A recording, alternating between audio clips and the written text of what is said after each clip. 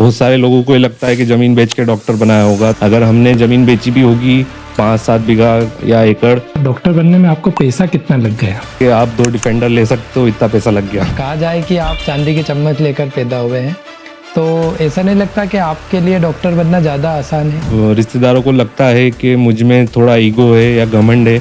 उनके माँ बाप 5-5 करोड़ रुपए देने को रेडी थे कि हमारे बेटे का एडमिशन होना चाहिए। आप एक डॉक्टर हैं तो आप दीन के कितने करीब हैं? जैसे बहुत सारे लोग नमाज भी पढ़ते हैं, बाकी गलत काम भी करते हैं, तो वो दीन के करीब नहीं बोला जा सकता। क्या आपको लगता है कि नायता समाज को भी एक ऐसा हॉस्पिटल बनाना चाहिए जहां गरीब वर्ग और जो जिनके पास पैसे ना हो उनका मुफ्त में इलाज या कम पैसों में इलाज हो सके? समाज से ही बोलूँगा कि अब हॉस्पिटल तो मत खोलिए, आप 12 करोड़ रुपए की MRI की मशीन आती है, वही लगवा दीजिए उस अस्पताल में। हमारे देश में डॉक्टर को भगवान कहा जाता है, पर आपको नहीं लगता कि इलाज इतना महंगा हो गया कि अब भगवान भी महंगा हो गया है? 5 मिनट देखा डॉक्टर साहब ने और 500 रुपये ले लिए। तो वीरमत पटेल परिवार एक बहुत बड़ी फैमिली है, बहुत ही प्रभावशाली है नायता पटेल समाज में।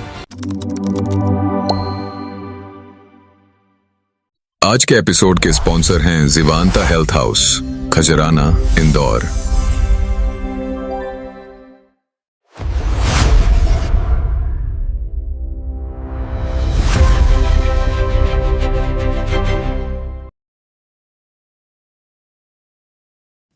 आज हमारे साथ है डॉक्टर इकराज पटेल, जो जीवांता हेल्थ हाउस के फाउंडर भी है।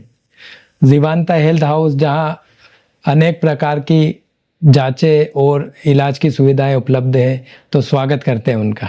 जी शुक्रिया। जीवांता हेल्थ हाउस शुरू करने के पीछे आपका क्या विजन है और क्या क्या सुविधाएं आप देते हैं मरीजों को? जीवांता एक हेल्थ हाउस एक मेरा नया कॉन्सेप्ट है, नया विजन है, जो कि इंदौर शहर में बहुत कम जगह पर देखा गया है। ये कॉन्सेप्ट दिल्ली, मुंबई, गुड़गांव में मैंने देखा था, जहाँ पर एक ही छत के नीचे सारी जांच और डॉक्टर का कंसल्टेशन भी हो जाता है। अब जैसे मेरा जो सेंटर है वहाँ पे डॉक्टर्स भी अवेलेबल रहेंगे, सारी इन्वेस्टिगेशन भी हो जाएगी, जिससे डायग्नोसिस उनका जल्दी से जल्दी उनकी बीमारी का पता चले और जल्द से जल्द उनका इलाज शुरू हो पाए।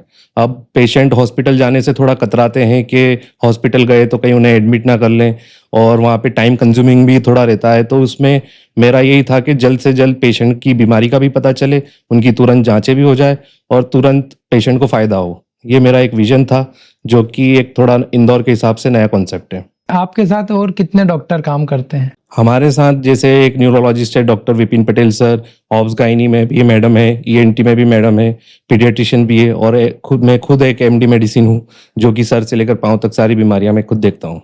कितनी प्रकार की जांचों की सुविधाएं प्रदान करते हैं? हमारे यहाँ पर जैसे कि sonography, target scan, op scan और ब्लड सैंपल, यूरिन के सारे और ब्लड के सारे टेस्ट होते हैं, एक्सरे होता है, ECG होता है, ये सारी सुविधा उपलब्ध है हमारे यहाँ। तो द अफजल इकबाल शो का ये एपिसोड देखकर कोई मरीज आप तक पहुंचता है, तो उसको आप कितने प्रतिशत की छूट देंगे? अगर कोई अफजल इकबाल शो से कोई हमारे यहाँ पर आता है तो उन्हें बिल्कुल छूट दी जाएगी, और मेरा कंसल्टेशन तो बिल्कुल फ्री रहेगा। OPD फीस उनसे नहीं ली जाएगी और उन्हें जांचों में भी 30% का डिस्काउंट मिला जाएगा।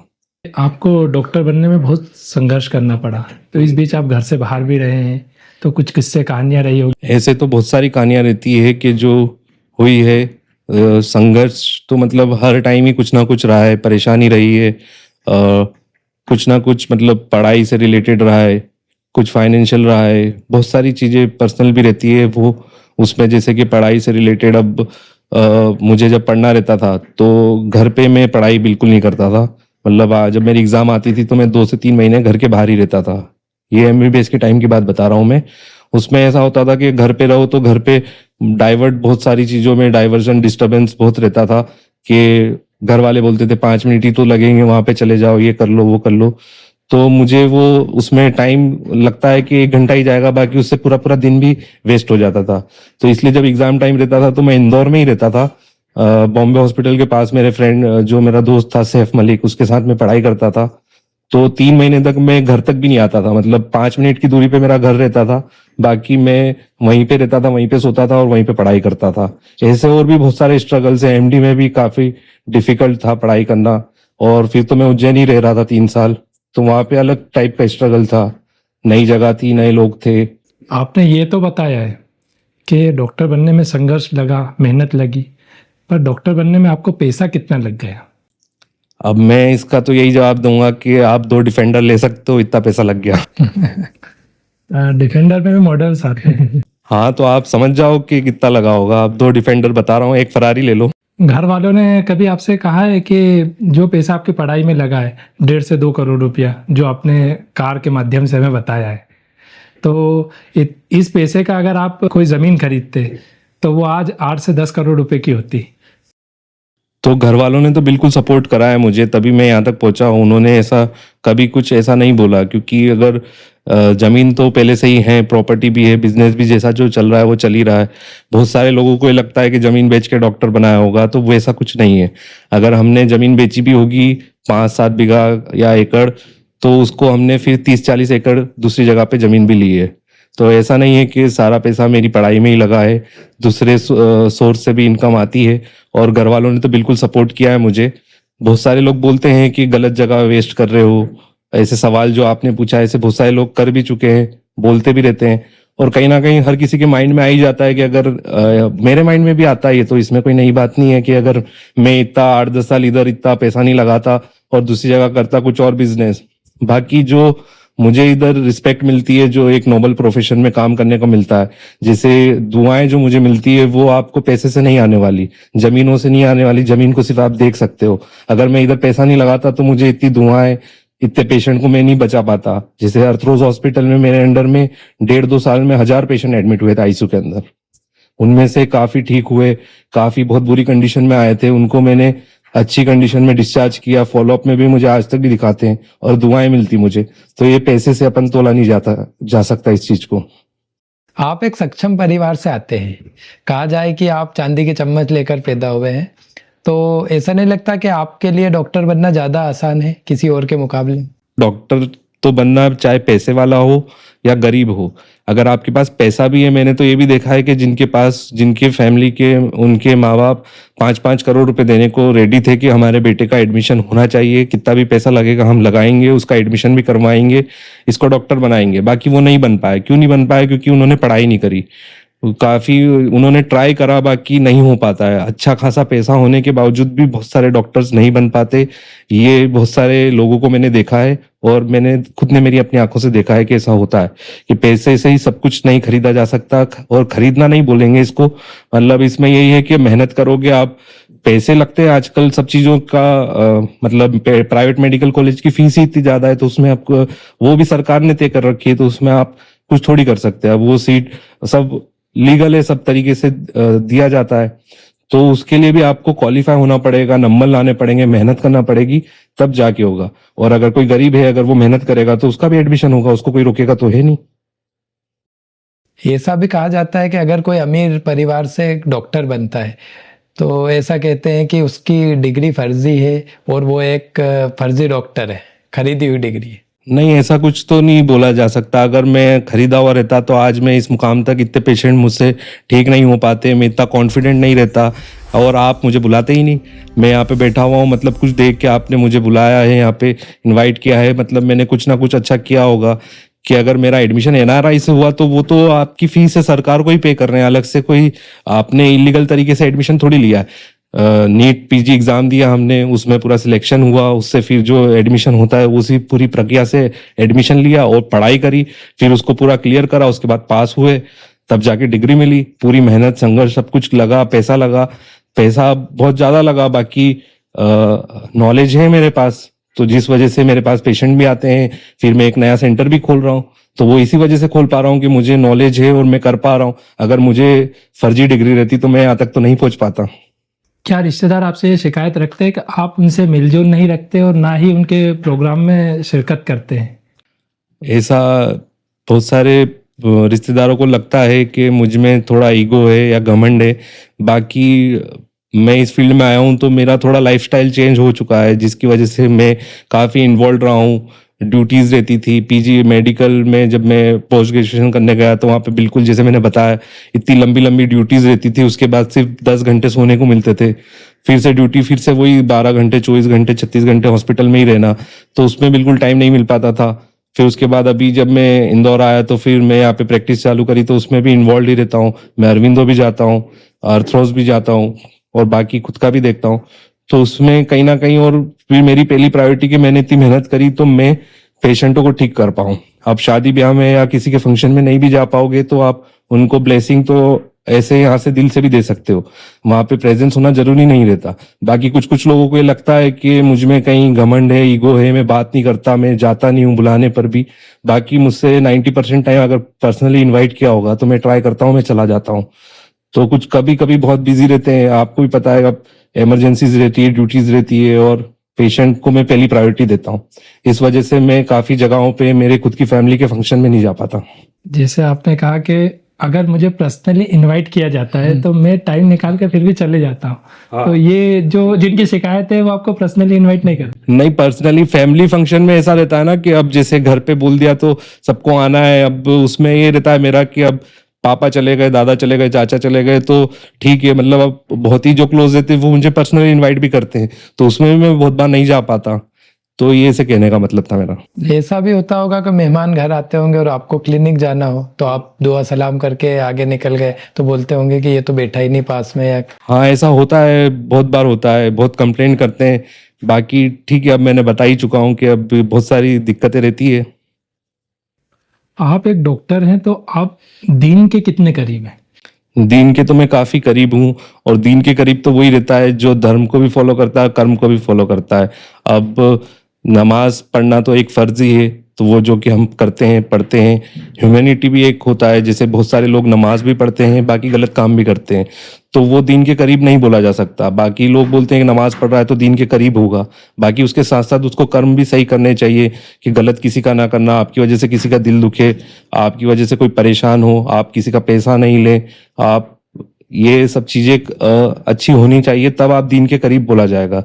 तो कर्म में भी करीब है और हम धर्म में भी करीब है।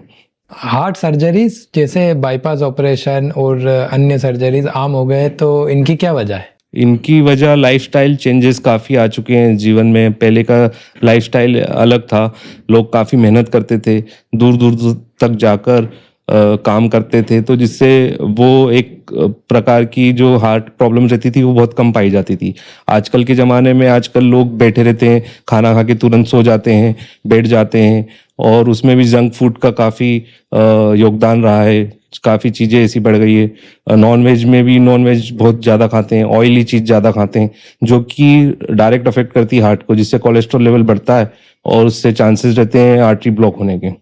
तो आपकी लाइफस्टाइल ही, और जैसे अल्कोहल, स्मोकिंग और ये सब भी काफ़ी अब कॉमन हो चुका है, जिसकी वजह से भी केसेस ज़्यादा बढ़ रहे हैं हार्ट अटैक के।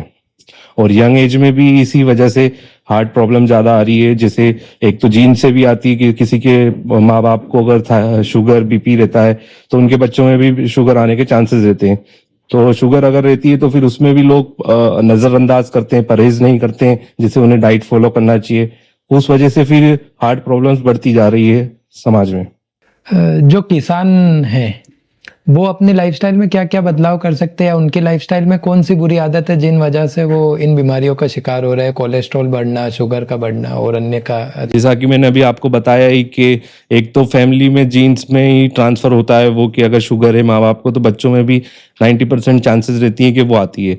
तो एक तो वहीं से शुगर उनको आ सकती है, दूसरा फिर वो लाइफस्टाइल से। अब किसान भाइयों में भी ऐसा रहता है कि वो खाना खाने के बाद जो ऑयली फूड ज़्यादा लेते हैं, व्यायाम नहीं करते, एक्सरसाइज नहीं करते, मेहनत जरूर करते हैं, बाकी उसके बाद ये जो डाइट है उसको भी प्रॉपर ठीक तरीके से रखना बहुत जरूरी है। अब किसान भाइयों में एक ये भी रहता है कि स्मोकिंग, अल्कोहल वगैरह भी बहुत कंज्यूमिंग होता है, तो वो डायरेक्ट अफेक्ट करेंगे, जिससे कोलेस्ट्रॉल वगैरह था, शुगर होने के चांसेस ज़्यादा रहते हैं। क्या आपको लगता है कि नायता समाज को भी एक ऐसा हॉस्पिटल बनाना चाहिए जहां गरीब वर्ग और जो जिनके पास पैसे ना हो उनका मुफ्त में इलाज या कम पैसों में इलाज हो सके? तो अस्पताल तो पहले से समाज में बना हुआ है। रिजवान भाई ने पटेल हॉस्पिटल जो खजाना में बनाया था वो बना हुआ है हॉस्पिटल। अब उसमें ही अब समाज के लोगों को मदद करना थी उस हॉस्पिटल को चलाने में। अगर समाज में किसी ने इतना बड़ा कदम उठाया तो उसको सपोर्ट करते, ना कि उसका नेगेटिव फीडबैक देते जिसकी वजह से डाउनफॉल आता। अगर समाज वाले सपोर्ट करते, इतना बड़ा किसी ने डिसीजन लिया तो उसमें सपोर्ट करते। अब हॉस्पिटल कोरोना टाइम में खुला तो लोगों ने ऐसा बनाया कि यहाँ पे तो बहुत खर्चा हो रहा, बहुत पैसे ले रहे। अब आप ये भी तो समझिए कि वो नया सेटअप है, कितना इन्वेस्टमेंट होता है। मैं तो समाज से ही बोलूंगा कि अब हॉस्पिटल तो मत खोलिए आप, 12 करोड़ रुपए की एमआरआई की मशीन आती है, वही लगवा दीजिए उस अस्पताल में और आपके समाज में सभी लोगों की एमआरआई की जो स्कैन होते हैं वही फ्री हो जाएंगे। तो वो भी समाज के ऊपर है कि समाज को हर किसी को मोटिवेट करना चाहिए, सपोर्ट करना चाहिए और समाज में पहले से ही जो हॉस्पिटल है उसमें ही योगदान देके उसको बड़ा करना चाहिए। अब वो हॉस्पिटल वैसे ही 6 मंजिल की उनको अनुमति है तो उसको बड़ा करवा सकते हो आप। और वहां पे पहले से आपका जो आपने बोला फ्री में इलाज, तो फ्री में इलाज होता है वहां पे, सारे वर्गों का आयुष्मान से होता है, मेडिक्लेम में भी फ्री में इलाज होता है। तो अस्पताल तो है समाज में, बस समाज में जागरूकता की और एकता की जरूरत है। दूषित पानी पीने से जो भागीरथपुरा इंदौर में जो हादसा हुआ है वो कितना बड़ा हेल्थ केयर फेल्यूर है? वो हेल्थ केयर फेलियर तो है ही नहीं, वो तो सिस्टम फेलियर हुआ है। उसमें पहले से ही नगर निगम का फॉल्ट है, उसके अंदर अधिकारियों का फॉल्ट है। लोगों ने काफी टाइम से कंप्लेंट करी, उनको अनसुना किया गया। अब इसका एग्जाम्पल तो मैं मेरे घर से ही दे सकता हूँ कि ये जो बीजेपी सरकार कांग्रेस सरकार से कोई लेना देना नहीं है। हमारे घर में जो नर्मदा लाइन लगी हुई थी वो 10 साल पहले ये शिकायत हमारे घर में मैंने मेरी खुद की आंखों से देखा है कि पहले जो हम 15 मिनट गंदा पानी बाहर निकालते थे और फिर उसमें से पानी कुछ यूज करने के लिए भरते थे। तो वो समस्या तो सालों से थी और हर जगह इंदौर में काफी जगहों पे नर्मदा लाइन में ये समस्या पहले से थी। अभी भी आज भी हमारे घर में नर्मदा की लाइन है, बाकी हमने बोरिंग भी है। तो तब से हमने तो 15 साल से 10-12 साल से तो नर्मदा का पानी पीना बंद कर दिया, बोरिंग से ही पीते पीरा आरओ लगा के। तो ये समस्या इंदौर में अभी से नहीं है, काफी सालों से है, जिसको अनदेखा किया जा रहा था और अब जाके इतनी मृत्यु हुई जो बहुत दुखद है, जिसकी वजह से फेलियर तो सरकार का है और नगर निगम का है। हेल्थ केयर का फेलियर तो सबसे लास्ट में आता है। डॉक्टर तो फाइटर है, सबसे लास्ट में वो फाइट करता है। जब आपका पूरा सिस्टम फेल हो गया तो फिर वो हॉस्पिटल गए। भविष्य में ऐसी घटनाओं से बचने के लिए क्या ठोस कदम उठाने चाहिए? भविष्य में ऐसी घटना से बचने के लिए सबसे जरूरी है तो ये है कि लोगों की बातों को अनदेखा ना करें। जो कंप्लेंट करने आते हैं लोग, उनकी बातों को सुना जाए। जैसे नगर निगम में बहुत टाइम तक बहुत सारी चीजों को अनदेखा किया जाता है, जो कि नहीं करना चाहिए। अगर आप सही टाइम पे सही एक्शंस लोगे तो ऐसी समस्या ही नहीं होगी।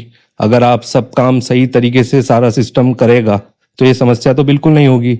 और लोगों की बातों को सुनना चाहिए, उनको इम्पोर्टेंस देना चाहिए। अगर कोई पावरफुल बोलेगा तभी आप सुनोगे क्या किसी की बात? गरीब भी आता है तो आप गरीब को इग्नोर कर देते हो, तो ये नहीं होना चाहिए। हमारे देश में डॉक्टर को भगवान कहा जाता है जी। पर आपको नहीं लगता कि इलाज इतना महंगा हो गया कि अब भगवान भी महंगा हो गया है? ऐसा नहीं बोला जा सकता भगवान महंगा हो गया। बाकी अब आजकल चीजें, जैसे अब मेरा ही बताया मैंने कि पढ़ाई इतनी महंगी हो गई है, एडमिशन लेना उतना महंगा हो गया। अब जो भी हॉस्पिटल खोलना तो बहुत मतलब कोई नॉर्मल इंसान तो सोच ही नहीं सकता, क्योंकि हॉस्पिटल खोलने में या जो मैंने सेंटर खोला उसमें खोलने में 50 तो एनओसी लगती है। हर तरीके से आपको क्लियरेंस चाहिए रहता है। हर जगह आपको किसी ना किसी का पावरफुल सोर्स लगाना पड़ता है, जो कि नॉर्मल इंसान के लिए पॉसिबल भी नहीं है। उसके साथ साथ पैसा भी बहुत चाहिए रहता है।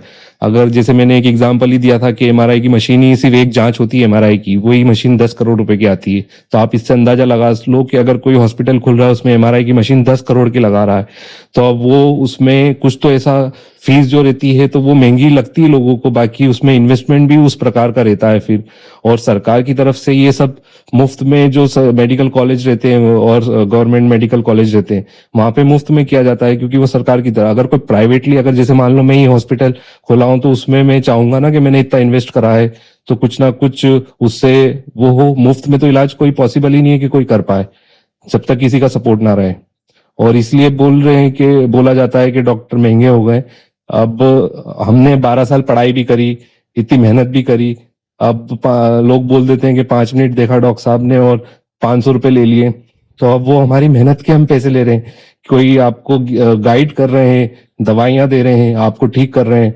आप इतना ब्रांडेड कपड़ों में, शॉपिंग में, रहन सहन में इतना खर्चा कर लेते हो, वहां पे आप नहीं देखते कि कितना महंगा लिया। लोग 10-10, 20-20 हजार रुपए के जूते पहनते हैं, तो वहां पे आप नहीं देखते कि आपने इतना कॉस्टली कुछ सामान ले लिया। बाकी जहाँ हेल्थ की बात आती है आपको वहां पे पैसा दिखता है। ये आप जो बात कर रहे हैं ये तो प्रीमियम लोगों की कर रहे हो ना। जो आप 10 से 15,000, 15 से 20,000 जिनकी जो भी है, जिनका पैसा ही इतना आ रहा है, वो भी लोग ऐसा बोलते हैं कि वो भी लोग जिसके पास पैसा भी रहता है वो हेल्थ के जब भी किसी डॉक्टर को दिखाते हैं, जांचें करवाते हैं, तो उनको भी ऐसा सोचने में आ जाता है कि इतना डॉक्टर के पास गए थे तो इतना खर्चा हो गया। और अब गरीबों की बात है तो गरीबों के लिए सरकारी पूरा सेटअप, सरकार ने पूरे मुफ्त में इलाज करने की सेवा दे रखी है। आयुष्मान सेवा है, मेडिक्लेम सेवा है, गवर्नमेंट मेडिकल कॉलेज है, जहाँ पे अगर बहुत ही पुअर है तो उसके लिए सारी फैसिलिटी खुली हुई है। पर ऐसा भी तो कुछ करना चाहिए कि गरीब वर्ग का इंसान भी प्राइवेट हॉस्पिटल में इलाज करवा सके। तो होता है ना, जैसे हमारा प्राइवेट हॉस्पिटल ही है, वहाँ पे आयुष्मान से होता है। आईसीयू में रहते हैं, आईसीयू का एक दिन का खर्चा 10,000 रुपये रहता है, बाकी आयुष्मान से एडमिशन रहता है तो वो मुफ्त में होता है। हमारे हॉस्पिटल में हम करते हैं गरीब, और मेरे यहाँ तो अधिकतर गरीब पेशेंट ही आते हैं। जैसा आप बार बार जिक्र कर रहे हैं, ये तो गवर्नमेंट की बात हो गई, आयुष्मान कार्ड से जो फ्री इलाज हो रहा है। हमारे समाज में ही इतना पैसा है कि अगर वो चाहे तो भी कुछ हो सकता है। 10 करोड़ या 12 करोड़ ये अपने समाज में कुछ नहीं लगेगा, इतने सक्षम लोग हैं। हाँ वो हैं, तो वही मैं बोल रहा हूँ कि जो सेटअप पहले से तैयार है, आप उसमें सपोर्ट करोगे, सारे डॉक्टर जितने भी समाज में डॉक्टर है उनको सपोर्ट करोगे, और जो सेटअप है उसको ही आप बढ़ाने का सोचोगे तो उसको टेक ओवर, और जो समाज के लिए सारा मुफ्त में जो इलाज चाहते हैं वो पॉसिबल हो सकता है अगर सब एकता रहे। बाकी बहुत इम्पॉसिबल चीज़ है, रियलिटी को देखा जाएगा तो समाज में इतनी एकता नहीं है, काफ़ी चीज़ों में देख सकते हैं, तो उससे हॉस्पिटल पूरा प्लान करना बहुत बड़ी बात होती है और उसको चलाना भी बहुत मुश्किल होता है। तो इसलिए ये काफ़ी मुश्किल प्लान रहेगा। बाकी समाज में सब लोग एकजुटता दिखाएंगे तो पॉसिबल हो सकता है। जैसे आप पढ़े हुए भी हैं, आप सक्षम भी है, आप डॉक्टर है, आप जैसे व्यक्ति अगर समाज को गाइड करेंगे तो वो जरूर कुछ ना कुछ करेंगे ना। हाँ जरूर हो सकता है। मैं बता रहा हूँ ना कि जैसे अपने यहाँ पे पहले से ही सेटअप है, नया हॉस्पिटल बनाने की, जैसे अब उस हॉस्पिटल में जो कुछ कमियां हैं, जैसे मैंने बताया एमआरआई की मशीन नहीं है और समाज वाले उसमें योगदान देंगे, वो जैसे 3-4 मंजिल बना हुआ है उसको और भी बड़ा कर सकते हैं, वहाँ पे कैथ लैब डाल सकते हैं, कैथ लैब डालने में भी 10 करोड़ रुपए लगते हैं। तो वो सब समाज के लिए, अगर समाज का सपोर्ट रहा तो वो बिल्कुल ही अपग्रेड ही होगा और समाज के लिए फायदा ही रहेगा, और समाज के पेशेंट जो भी रहेंगे उनका मुफ्त में इलाज ही होगा वहाँ पर, और फायदा ही किसी ना किसी प्रकार से फायदा ही होने वाला है, क्योंकि नया बनाने की अपन को जरूरत ही नहीं है जब पहले से अपने, और वो भी इंदौर शहर में ही है। अपने फैमिली बैकग्राउंड के बारे में बताइए। अब जैसे हमारा फैमिली बैकग्राउंड, हमारी फैमिली तो काफ़ी बड़ी है। हम जैसे नायता पटेल समाज में रहते हैं जिसमें अधिकतर लोग बिजनेस में, एग्रीकल्चर में और पॉलिटिक्स में है। अब हमारी फैमिली में जैसे बहुत, हमारी जो गोत्र है वो विरमत पटेल परिवार है। तो विरमत पटेल परिवार एक बहुत बड़ी फैमिली है, बहुत ही प्रभावशाली है नायता पटेल समाज में, जिसमें काफ़ी बड़े बड़े लोग रहे, पॉलिटिशियंस भी रहे, बिजनेसमैन भी रहे। मैं उनकी फैमिली से बिलोंग करता हूँ। अब जैसे हमारी फैमिली में मेरे दादाजी हैं जिन्हें एहसान पटेल कैप्टन साहब कहा जाता है, वो उन्हें समाज में वो जैसे दरगाह सदर भी रह चुके हैं 7 साल तक, नारशाली दरगाह के सदर रहे हैं। मैं उनका पोता हूँ और मेरा डॉक्टर बनने में सारा अहम योगदान मेरे दादाजी का काफ़ी रहा है।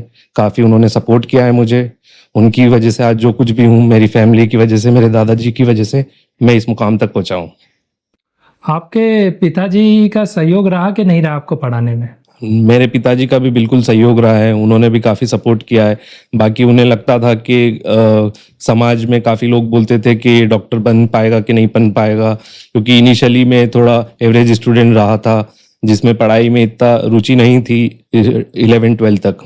और जैसे कि मैं डॉक्टर भी, जब मैं छोटा था तब मैंने स्कूल टाइम में ऐसा सोचा नहीं था कि मैं डॉक्टर बनूंगा, और ऐसा ही था कि जो हमारा बिजनेस है वही सब संभालूंगा, एग्रीकल्चर वगैरह का सब सोच रखा था कि यही करना है आगे। तो मैंने फिर पढ़ाई में इतना इंटरेस्ट था नहीं, तो सबको यही लगता था कि मैं डॉक्टर कैसे क्या बनूंगा। तो पापा को ऐसा लगता था कि शायद अपन इतना इसमें पढ़ाने में पैसा खर्च कर रहे हैं तो वो सही जगह है कि नहीं, या फिर जो बिजनेस कर रहा है उसमें ही आगे बढ़ाएं उसको। तो वो कंफ्यूजन था पहले स्टार्टिंग में। बाकी अब काफ़ी मैं यहाँ तक पहुँचा हूँ तो अब काफ़ी सब चीज़ें सही हो चुकी है। तो आपने बिजनेस का जिक्र किया है, तो आपकी फैमिली का क्या बिजनेस है? हमारी फैमिली का तो एक तो एग्रीकल्चर का है और एक प्रॉपर्टीज में है। अब इंदौर में ही जैसे हमारी एक कॉलोनी है आदर्श मेघदूत नगर, वहाँ पर काफ़ी दुकानें हैं, हॉस्टल है, जिम था पहले हमारा वहाँ पे। इंदौर में भी सबसे पहले एक जो सबसे बड़ा जिम था वो पहले हमारा ही था इंदौर में, मैदान ताला जो रोड है वहाँ पर हमारा जिम था पहले, अभी नहीं है वो। और उसी वहाँ पे एक पूरी कॉलोनी हमारी प्रॉपर्टी का मतलब बिजनेस है हमारा पूरा। और खेती बाड़ी की, और आपकी कहाँ कृषि भूमि कहाँ पे है? हमारी कृषि भूमि अधिकतर तो धर्मपुरी जेतपुरा जो है वहाँ पर है, खजाना में भी है, यहाँ पर ही है, और बाकी एक रतलाम में भी है। तो आप करते हैं खेती खुद? मैं तो खेती नहीं करता, क्योंकि जब से मैं डॉक्टर की पढ़ाई में लगा हूँ तब से मैंने खेती वगैरह का बिल्कुल ध्यान नहीं है। पापा चाचा ये संभालते हैं और मेरा भाई। तो आपकी प्रॉपर्टी सब प्राइम लोकेशन पे, तो वहाँ के रेट्स वगैरह भी हाई होंगे। हाँ, काफ़ी हाई है वहाँ पे, हाईवे पर ही है, इंदौर उज्जैन हाईवे पर ही है, वहाँ पे मेट्रो निकल रही है, तो अच्छी जगह पे, खजाने में भी है। आपने एमडी मेडिसिन ही क्यों चुना? किसी और ब्रांच से भी आप कर सकते थे। एमडी मेडिसिन मैंने इसलिए चुना कि मुझे काफ़ी, जब मैं एमबीबीएस की पढ़ाई कर रहा था तो मुझे इंटरेस्ट मेडिसिन में ही ज़्यादा आया था। मुझे सर्जिकल ब्रांच में इंटरेस्ट बिल्कुल नहीं आया था। और जैसे कि देखा जाए तो मुझे एमडी मेडिसिन में इसलिए था कि एक थ्रिल, एक रोमांच इसमें लगा था। मुझे पेशेंट को ठीक करने की जो जिज्ञासा इसमें रहती है, एक तरीके से हम सीआईडी डिटेक्टिव जैसा काम करते हैं एमडी मेडिसिन। उसमें क्या रहता है कि जैसे पेशेंट को ये हुआ तो हुआ क्यों हुआ, तो हम एक कारण पता करने के लिए पूरी जद्दोजहद करते, कोशिश करते हैं कि किसी को ये बीमारी हुई तो क्यों हुई। तो इसलिए मेरा मन इसमें इंटरेस्ट ज़्यादा आया था। वैसे बहुत सारी 19 सब्जेक्ट रहते हैं, 19 ब्रांच रहती है मेडिकल फील्ड में। अब हर ब्रांच का अलग अलग रहता है। जैसे डर्मेटोलॉजी, स्किन के डॉक्टर रहते हैं वो, उसमें भी पेशेंट को इतना सेटिस्फेक्शन नहीं मिलता। और फिर रेडियोलॉजी रहता है, तो रेडियोलॉजी में मेरा मन इसलिए नहीं था क्योंकि उसमें सिर्फ सिटी स्कैन, एमआरआई को कंप्यूटर के सामने बैठ के देखना और रिपोर्टें तैयार करना, तो पेशेंट इंटरेक्शन उसमें नहीं हो पाता। तो मुझे ऐसा चाहिए था कि मैं डॉक्टर बनूं तो मैं डॉक्टर लगूं भी सही। तो इसलिए फिर मैंने एमडी मेडिसिन को सिलेक्ट किया और काफी अच्छा कर रहा हूँ इसमें। इसमें ऐसा रहता है, पॉजिटिव रिव्यू आए अभी तक मेरे। जैसे अर्थरोज हॉस्पिटल में अधिकतर पेशेंट क्रिटिकल केयर में आईसीयू में एडमिट हुए, उनको मैंने काफी ठीक करा, काफी पॉजिटिव रिस्पॉन्स फीडबैक आता है मुझे वहाँ पे। दूसरी ब्रांच में रहते तो वो इतने कैपेबल नहीं रहते क्या? अब जैसे हर ब्रांच का अलग अलग रहता है। जैसे मैंने अभी आपको बताया, रेडियोलॉजी रिपोर्ट्स तैयार करते हैं, सीटी स्कैन, एमआरआई, एक्सरे वगैरह देखते हैं, उसमें पेशेंट इंटरेक्शन बिल्कुल नहीं रहता। वो अच्छी ब्रांच भी है, वो अपने अपने मन के ऊपर रहता है। अब जैसे मैंने स्किन का बताया, तो स्किन भी एक अच्छी ब्रांच है। बाकी उसमें आपको जो सेटिस्फेक्शन, जैसे जो पेशेंट एकदम क्रिटिकल कंडीशन में आया और उसको वापस आपने एकदम ऐसा उसको जीवित कर दिया, तो उसमें ये जो थ्रिल है वो दूसरी ब्रांचों में नहीं है। अब जैसे सर्जिकल ब्रांच में भी देखिए तो उसमें पेशेंट को स्टोन हो गया तो उसका ऑपरेशन करना है, ये जो भी बीमारी हो गई, हाथों में तकलीफ हो गई तो उसका ऑपरेशन करना है, सीधी क्लियर रहता है। ऑर्थो में भी ऐसा, हड्डी टूट गई, रॉड डलेगी या स्टेंट डलेगा, जो भी डलेगा, तो उसमें वो सीधा रास्ता रहता है। अब हमारा थोड़ा कॉम्प्लिकेटेड रहता है मेडिसिन में कि एक रूट कॉज पता करना रहता है कि ये हुआ क्यों हुआ, ये बीमारी किस वजह से हुई, शुगर क्यों हो रहा है, थायराइड क्यों हो रहा है, अटैक आया तो अटैक क्यों आया। आपने एमबीबीएस और एमडी किस कॉलेज से किया है? मैंने MBBS Aurobindo medical college Indore से किया है और एमडी मैंने आरडी गार्डी उज्जैन से किया है। और एमबीबीएस आपने किस वर्ष में पूर्ण किया है? मैंने 2018 में मेरा एमबीबीएस कंप्लीट हुआ था, 2023 में मेरा एमडी कंप्लीट हुआ था। तो जो एमबीबीएस और एमडी में इतना गैप क्यों हुआ? गैप तो 1 साल का ही था, मतलब 18 में कंप्लीट हुआ, 19 में 1 साल मैंने नीट पीजी की तैयार प्रिपरेशन करी। उसके बाद फिर मेरा 2020 में मेरा एमडी में एडमिशन हो गया था, जिसमें एमडी मेडिसिन में एडमिशन करवाने में मेरे जो चाचा हैं इमरान पटेल जी, जो सऊदी में रहते हैं, तो उन्होंने एनआरआई से स्पॉन्सर करा था मुझे। मेरा वैसे एमबीबीएस के बाद ऐसा था कि एमडी ना करूं, मैं हॉस्पिटल बनाने का मन हो रहा था मेरा। मैं बहुत कंफ्यूज स्टेट में था कि एमबीबीएस हुआ है तो अब एमडी करूं कि नहीं करूं। तो फिर मैंने सोचा था कि 1 साल में पढ़ाई करके देखता हूं, अगर उसमें कुछ हो जाता है तो फिर मैं एमडी करूंगा। और एमडी की एग्जाम देने के बाद, रिजल्ट आने के बाद भी मैं कंफ्यूज ही था। फिर मैंने सडनली मेरे दादाजी और पापा को बोला कि मुझे एमडी में करना है, और तब फिर कोरोना का फर्स्ट वेव आ गया था। मार्च 2022 की बात है ये। तो फिर मैंने एकदम से, मेरा उस टाइम ऐसा एटमॉस्फेयर था, खराबी था सब जगह, बुरे हाल थे, लॉकडाउन लगा हुआ था, और उस टाइम फिर मेरा मन हुआ कि मैं एमडी करना चाहिए मुझे। तो फिर मैंने एमडी के लिए फिर एनआरआई से मेरा एडमिशन हो रहा था, तो एनआरआई के लिए फिर उस टाइम काफी डिफिकल्ट थी। जैसे अभी आजकल के नॉर्मल डेज में अभी आप एम्बेसी भी चले जाओगे, कहीं पे भी जाना आना ईजी था। बाकी जो सऊदी में जो अंकल थे, उन्होंने काफी मेहनत करी और उन्होंने ट्राई करा एम्बेसी जाने का भी, क्योंकि वो पूरे वर्ल्ड में लॉकडाउन था उस टाइम। तो उन्होंने डॉक्यूमेंट्स बनवाए, एनआरआई स्पॉन्सरशिप सर्टिफिकेट बनवाए, तो उसमें उनका काफी अहम योगदान था मेरा उस साल एमडी में एडमिशन होने में। एनआरआई कोटा से आपको स्पॉन्सर किया गया आपके अंकल ने, तो उसके क्या बेनिफिट है, वही क्यों करवाया? अब जैसे मैंने आपको बताया, रेडियो डर्मा में मेरा इंटरेस्ट नहीं था, सर्जिकल ब्रांच में मेरा इंटरेस्ट नहीं था, मुझे खुद से एनेस्थीसिया और ये सब ईएनटी वगैरह मिल रहा था, तो मेरा उसमें मन नहीं था। मैंने सोचा था कि अब मैं करूँगा तो फिर एमडी मेडिसिन ही बन रहा है, तो उसमें मेरी रैंक पे वो नहीं मिल रहा था। तो फिर हमने एनआरआई कोटे से मुझे मिल रहा था वो, तो फिर एनआरआई कोटे से मैंने वो एडमिशन लिया था। मतलब बहुत लंबी प्रोसेस है। लोग समझते हैं कि डॉक्टर बन जाते हैं, पर 6 साल एमबीबीएस, फिर 3 साल का ये। 1-2 साल गैप या जो भी प्रिपरेशन का समय, फिर एमडी या एमएस जिसके लिए भी आप जाते हैं, तो पूरी आपको 2012 से 2022 10 साल लग गए इस चीज़ को हासिल करने में। जी, इसको हासिल करने में 12 साल लग गए, 11-12 साल। तो इतने बड़े अंतराल में कभी ऐसा लगा कि यार अब मेरे से नहीं हो पाएगा, या कभी नर्वस ब्रेकडाउन हुआ आपका इस बीच? ये तो काफ़ी एमबीबीएस आने के बाद तो हमेशा हर साल ये होता है, मतलब 12 साल में कम से कम 1200 बार ऐसा हुआ होगा कि लगता है कि ये करें कि नहीं करें। काफ़ी फ्रस्ट्रेशन रहता है, काफ़ी डिप्रेशन भी आता है, फेलियर्स भी आते हैं, मतलब हर छोटी छोटी चीज़ में परेशानी का सामना करना पड़ा हमें, मतलब काफ़ी डिफ़िकल्ट था। बाकी अब जैसा भी हुआ अच्छा हुआ, अब यहाँ तक पहुँच गए तो अब अच्छा ही करा। हमने यही सोचा था कि अब इस फील्ड में आए तो पीछे मुड़ के तो नहीं देखना है, अब आगे ही बढ़ना है। तो मुश्किलात काफ़ी आई, बाकी हमने उनका सामना किया और अच्छा ही कर पा रहे हैं। एमबीबीएस में एडमिशन मिलना ज़्यादा कठिन है या डॉक्टर बनने के बाद की लाइफ ज़्यादा कठिन है? वैसे इस फील्ड में तो स्टार्टिंग से ही सब कुछ डिफिकल्ट रहता है। अब एमबीबीएस में एडमिशन होना ही आजकल तो बहुत डिफिकल्ट हो गया। पहले भी डिफिकल्ट ही था कि एक तो इतना इजीली एडमिशन नहीं होता। पहले एमपीपीएमटी हर स्टेट की अलग अलग एग्जाम हुआ करती थी, आजकल नीट यूजी एग्जाम होती है, तो उसमें इतना कंपटीशन बढ़ चुका है कि 20-20, 25-25 लाख स्टूडेंट अपीयर होते हैं और उनसे फाइट करना और उसमें आपको फिर अच्छी रैंक लाना और फिर आपको मेडिकल कॉलेज मिलना, सबसे डिफिकल्ट तो यही हो जाता है कि आपको मिल रहा है कि नहीं मिल पाएगा। तो वहां से ही स्टार्ट आपका स्ट्रगल और डिफिकल्टी सब वहीं से स्टार्ट हो जाती है।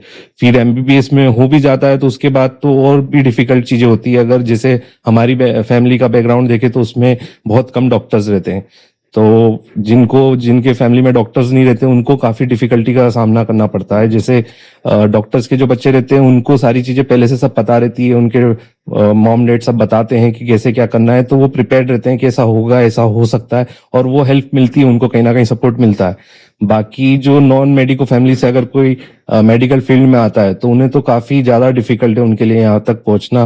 फिर उसके बाद एग्ज़ाम हर 3 महीने में एग्ज़ाम होती है, उसमें अच्छा परफॉर्म करना, फिर उसके नंबर जुड़ते हैं, फिर फाइनल एग्ज़ाम देना, उसमें पास होना, ऐसे फिर 4 साल तक एग्ज़ाम होती है, उसमें क्लियर करना। तो एमबीबीएस भी क्लियर करना बहुत ईजी नहीं है, बहुत डिफिकल्ट है वो। और उसके बाद तो अब एमडी करना भी और ज्यादा डिफिकल्ट हो, जैसे जैसे आप इस फील्ड में बढ़ते जाते हो तो हर चीज और ज्यादा डिफिकल्ट होती जाती है पहले से। ये मैंने खुद ने एक्सपीरियंस करा है कि नीट पीजी में बहुत डिफिकल्ट हुआ। जितना मैंने एमबीबीएस के टाइम नहीं पढ़ा था उससे ज्यादा मुझे नीट पीजी के लिए पढ़ना पड़ा। फिर उसके बाद अब जो मेरा एमडी कंप्लीट हो गया तो अब मैं प्राइवेट प्रैक्टिस के लिए हॉस्पिटल देखने लगा, मैं क्लिनिक देखने लगा, डायग्नोस्टिक सेंटर देखने लगा। तो ये और ज्यादा ही डिफिकल्ट है क्योंकि इसमें अलग लेवल की चुनौतियां रहती है सामने अपने। अभी आपने जिक्र किया कि मेडिकल फील्ड से जो रहता है उसको ज्यादा तवज्जो या उसके लिए ज्यादा आसान होता है, तो क्या मेडिकल फील्ड में भी नेपोटिज्म होता है? हाँ, बोल सकते हो कि थोड़ा नेपोटिज्म तो है, हर जगह ही रहता है वो। चाहे बॉलीवुड हो, राजनीति हो, सब जगह नेपोटिज्म तो थोड़ा रहता ही है। इस फील्ड में भी थोड़ा है कि डॉक्टर्स के जो बच्चे रहते हैं उनको काफ़ी सपोर्ट मिलता है, हर चीज़ में थोड़ा फायदा ही मिलता है, और नॉन मेडी को थोड़ी स्ट्रगल संघर्ष ज़्यादा करना पड़ता है। आपके अनुमान में नायता समाज में कितने डॉक्टर्स हैं? मेरे अनुमान में मतलब 18 से 20 डॉक्टर्स अभी बन चुके हैं और बन रहे हैं, दोनों साथ में चल रहा है अभी। सबसे स्टार्टिंग में तो सबसे पहले तो मेरे दादाजी जो थे, मेरे दादाजी के जो कजिन भाई थे वो डॉक्टर बने थे, जो एमजीएम कॉलेज से 70s में डॉक्टर बने थे। एमबीबीएस डॉक्टर समाज में सबसे पहले मुंशी पटेल डॉक्टर उनका नाम है, जो कि मेरे दादाजी लगते हैं। तो सबसे पहले डॉक्टर तो वही बने, फिर उनके बच्चे जो खालिद पटेल जो मेरे चाचा लगते हैं वो बने डॉक्टर। फिर वहीं से स्टार्ट हुआ है ये 2010 से अभी तक में 18 से 20 डॉक्टर अपने समाज में बन चुके हैं या बन रहे हैं। समाज में तो हजारों बच्चे नीट की प्रिपरेशन कर रहे हैं, तो फिर भी डॉक्टरों की संख्या इतनी कम क्यों है? जैसा कि मैंने अभी बताया ही आपको कि कितना डिफिकल्ट है, कितना कंपटीशन बढ़ चुका है। आप मेहनत भी बहुत करते हो, पूरे टाइम पढ़ाई भी करते रहते हो, तो उसमें भी आपको ऐसा नहीं है कि आपको सफलता मिली जाएगी, क्योंकि इसमें लक फैक्टर भी रहता है। बहुत सारी चीज़ें ऐसी रहती है कि अपने समाज में पढ़ाई लिखाई को थोड़ा कम समझा जाता है। मतलब बिजनेस को, खेती बाड़ी में इसमें ज़्यादा इन्वॉल्व रहते हैं, फिर छोटे मोटे काम बताते हैं, तो उसमें बिजी हो जाते हैं कहीं ना कहीं। अगर आपने सोचा है कि आपको डॉक्टर बनना ही है, अगर आपने सोचा है तो फिर वो आप बिल्कुल बन पाओगे, चाहे उसमें कितने भी स्ट्रगल आए, परेशानी आए, कितनी भी मेहनत करना पड़े, आज नहीं तो 1 2 3 साल में बन पाओगे। बाकी कंपटीशन इतना बढ़ जाता है कि उसमें आप पूरा समय नहीं दे पाते बच्चे, और फिर थोड़ा डाइवर्ट हो जाते हैं। उन्हें लगता है कि कहाँ इतनी मेहनत करूं, 3 साल में अगर मैं कहीं और पे पैसा लगाता, टाइम लगाता, तो शायद इससे ज्यादा अच्छा कर सकता था। तो वहीं से थोड़ा बच्चे भटक जाते हैं और फिर आगे नहीं बढ़ पाते। या ऐसा सोचते हैं कि हमारी तो खेती बाड़ी है तो खेती बाड़ी कर लेंगे। हाँ, ऐसा सोचने में, जैसे मैंने ही बताया था कि मुझे भी स्टार्टिंग में तो मेरे को भी डॉक्टर बनना नहीं था। बाकी फिर इंटरेस्ट आता गया, फिर मेहनत करते गए, फिर यहाँ तक आ गए। तो वही लगता है कहीं ना कहीं बैक ऑफ द माइंड तो ये रहता है ना कि अपने पढ़ाई नहीं भी करी, कुछ नहीं भी करा, तो अपने पीछे बहुत कुछ है जिससे अपन अपना जीवन तो निकल ही जाएगा। ऐसी सोच रहती है, जो कि मेरी भी थी। फिर वो बदली और आज फिर थोड़ा अलग कर पा रहा हूँ मैं। आपने जैसे अभी बताया कि समाज में 18 से 20 डॉक्टर हैं, तो इनमें से कुछ डॉक्टर ऐसे भी हैं जिन्होंने डॉक्टर बनने के बाद मेडिकल फील्ड को कंटिन्यू नहीं किया। ऐसा कोई डॉक्टर नहीं है जो अगर एमबीबीएस में आने के बाद उन्होंने कंटिन्यू नहीं किया। ये तो नहीं बोल सकते कि जो भी इस फील्ड में आया है वो आगे कुछ ना कुछ कर ही रहा है। मेरे जो चाचा हैं, खालिद चाचा, वो साइकेट्रिक में एमडी किया उन्होंने। अमजद ने डरमा में किया है, अफजल, अजहर, ये नरवल में रहते, इन्होंने भी एमडी मेडिसिन और ऑर्थो करा है। और भी जो अभी जो एमबीबीएस कर रहे हैं, जैसे कि आगे भी जिनका मुझे पता है वो एमबीबीएस चल रहा है, किसी का सर्जरी में भी एमएस कर रहा है कोई। ऐसे अपने समाज में काफी प्रोग्रेस कर रहे हैं, और किसी ने ऐसा नहीं है कि बोल सकते कि उन्होंने छोड़ा। मतलब वो कहीं ना कहीं जुड़े हुए हैं, कहीं ना कहीं किसी की मदद कर ही रहे हैं इस प्रकार से, अगर वो इस फील्ड में है तो। मैं प्रैक्टिस का बोल रहा हूँ, अन्य तरीकों से तो सेवाएं दे ही रहे हैं। हाँ, प्रैक्टिस मतलब करते हैं कुछ, वो अपना अपना पर्सपेक्टिव रहता है, नजरिया रहता है, उनको जैसे ठीक लग रहा है वैसे वो मदद कर रहे हैं। आपको द अफजल इकबाल शो पर आकर कैसा लगा? मैं तो बहुत बहुत आभारी हूँ, आपका शुक्रगुजार हूँ, आपने मुझे यहाँ पे इनवाइट किया। तहे दिल से शुक्रिया आपका, बहुत अच्छा लगा मुझे यहाँ पर। दोस्तों, सीखना और आगे बढ़ना कभी बंद ना करें, इसी संदेश के साथ मिलते हैं अगले एपिसोड में।